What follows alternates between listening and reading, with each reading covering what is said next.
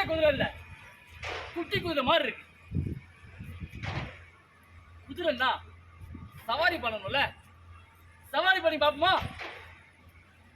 ஆனா அந்த குதிரை நம்மளை ஏற்றத்துக்கு சம்மதிக்கணுமே. நீங்க எல்லாரும் குதிரை குதிரை அப்படின்னு கூப்பிடுங்களேன். எனக்கே கேட்கல, குதிரைக்கு எப்படி கேட்கும்? குதிரை குதிரை குதிரை. ஐயோ, குதிரை எல்லாரும் கூப்பிட்டாங்கல்ல, என்னது என்ன சொல்ற? ஓஹோ, நீர் வர குதிரை